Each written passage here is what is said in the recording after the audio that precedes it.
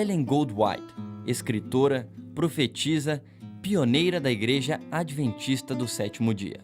Autora do Espírito de Profecia, seus livros abrangem assuntos vários, desde a alimentação saudável à educação dos filhos, passando por relacionamento, namoro, casamento, vida espiritual, entre outros. Sua obra-prima sobre o viver cristão feliz, Caminho a Cristo, já foi publicada em cerca de 150 idiomas.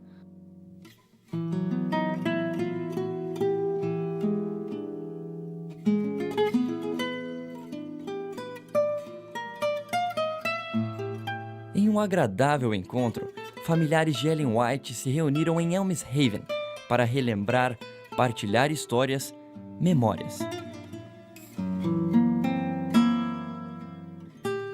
Let's come into the dining room. This is one of the important rooms in the house because serving good, nourishing meals was very important for Ellen White.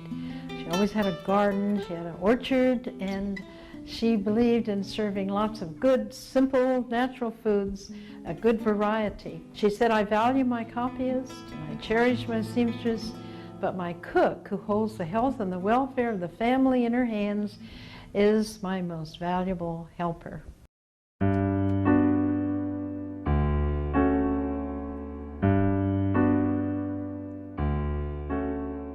These were the everyday dishes, and they had a special set that they used just for Sabbath, because Sabbath was a very, very special occasion. They had flowers everywhere, and they would fix a special food, maybe not a lot more than usual, but there was always something a little special to make Sabbath a special day. She often had visitors, and this is what she wrote about that. She said, I make no change for visitors, whether believers or unbelievers. I intend never to be surprised by an unreadiness to entertain at my table from 1 to half a dozen extra who may chance to come in, and they did come in too. I have enough simple, healthful food ready to satisfy hunger and nourish the system. If any want more than this, they are at liberty to find it elsewhere. Grandma had a good sense of humor. She really did.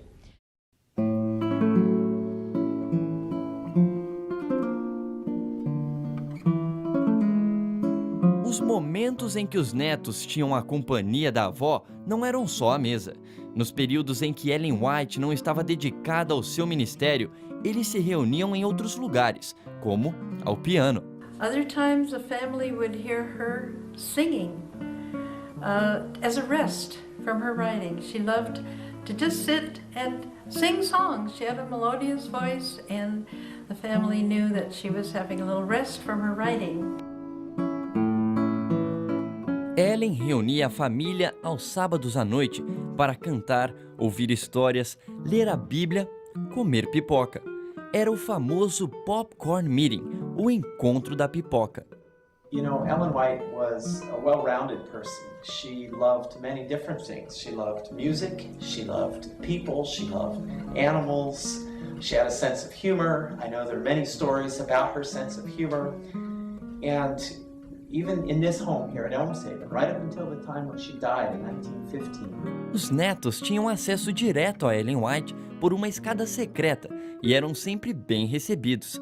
Ela se divertia com eles. So for me, I have many, many happy memories of coming here to Haven. And people come to this place from all over the world. This is not a shrine to Ellen White or to her life. Rather, it's a reminder of God choosing this very special weakest of the weak, this young lady, of God choosing her to be His messenger, of her answering that call and dedicating her life to His service.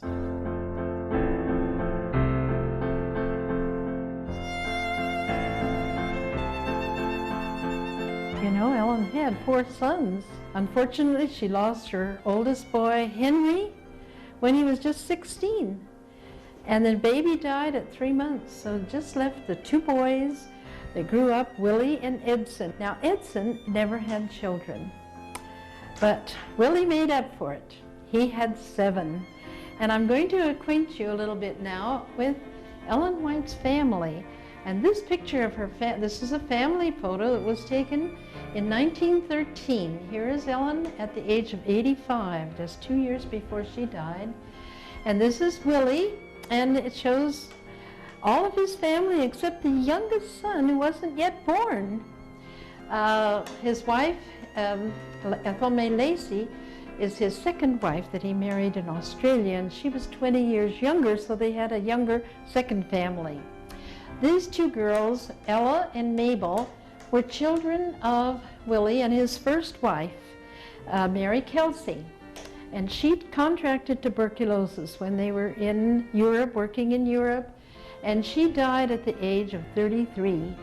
Now, Ella was 9 years old when her grandmother died, when her mother died, and she is my mother. And this is her sister Mabel, who is 4 years younger than she. Both girls in this picture were both married. This is my father, D.E. Robinson, and this is my brother, Virgil Robinson, and my sister, Mabel Robinson Miller. Now, Mabel in this picture is just 2 years old. She was 5 years old when her grandmother died, and she remembers her quite well. One day, my father, Henry, and his twin brother, Herbert, were playing outdoors, and they tried to chase a skunk under the house. And they got the wrong end of the deal. And they smelled so badly that poor Grandma went to her mother-in-law, Ellen White, and said, "What shall I do? Shall I bury the clothes?" And Ellen White said, "No, bury the twins."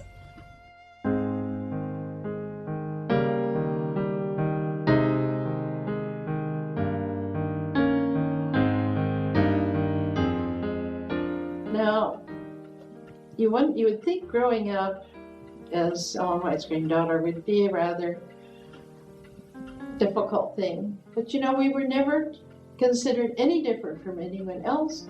We never felt of ourselves as different. We still don't. But it was a privilege, and it was, like my daughter has told me many times, it's a responsibility to be a great-granddaughter of Ellen White.